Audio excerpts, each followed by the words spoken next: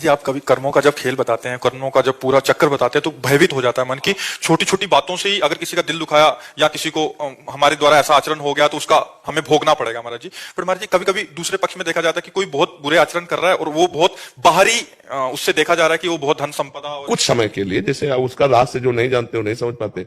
जैसे पुण्य अधिक है, पाप कम है, तो हमें पहले पाप भोगाया जाएगा। ये हमारी सृष्टि भागवतिक विधान में है। पहले पाप भोगवाया जाएगा और जहां ये खत्म हुआ तो पीछे का पुण्य और अभी का पुण्य, प्रकाश ही प्रकाश, आनंद ही आनंद, कभी दुख नहीं भोगना पड़ेगा आगे। हाँ, और जिसका पाप अधिक होता है और पुण्य थोड़ा होता है तो पहले उसे पुण्य भोगाया जाएगा। अब वो पाप करते हुए भी आनंदित है, पाप करते हुए भी सुरक्षित है, पाप करते हुए भी बहुत स्वस्थ है, सब उसकी अनुकूलता है। और जहां उसका वो पुण्य खत्म हुआ और वर्तमान का पाप और पूर्व का पाप लगा, विध्वंस हो जाएगा, मिट्टी में मिल जाएगा, किसी काम का नहीं रहेगा। ये रहस्य, हाँ, आंतरिक ये रहस्य है। देखो, महाराज नृग ने इतना दान किया कि दानियों में सर्वश्रेष्ठ नाम पड़ा। उनसे थोड़ा सा पाप बन गया, गाय जो दान न लेने वाले ब्राह्मण की गाय गौशाला आ गई और उन्होंने दान में दे दिया।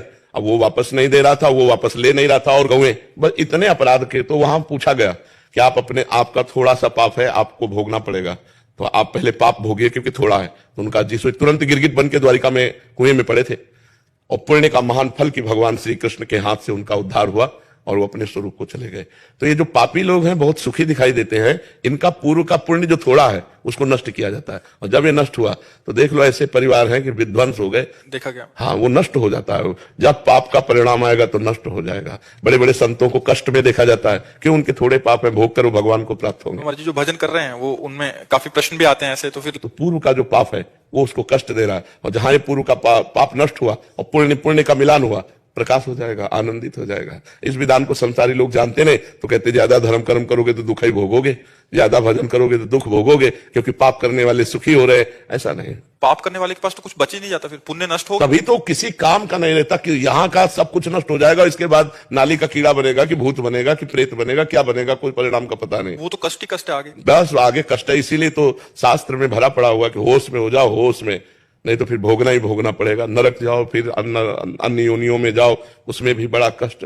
मनुष्य शरीर में तो कहीं पीड़ा है तो हम वैद्य डॉक्टर से मिल सकते हैं, लेकिन सुअर कुत्ता बनने पर अरे जिंदा जला के लोग खा रहे हैं, हाथ पैर बांध दिए ऐसे ही लकड़ी में, नीचे से आग लगा दी, धीरे धीरे पक रहा है और उसे खा रहे हैं लोग। बड़ा पाप कर्म करते हैं। पाप कर्म का फल बहुत दुखमय होता है। अब मान लो इस समय हम सुधार में चल रहे हैं, लेकिन पीछे बुरा किया तो भोगना पड़ेगा। तभी लोग कहते हैं अरे बताओ इतने बड़े साधु, इनको कैंसर हो गया, तो भोगना पड़ेगा ना। पूर्व में कर्म किए, अवश्य में भोक्तव्यम कृतम कर्म शुभाशुभम। इसलिए डरो, पाप कर्म मत करो।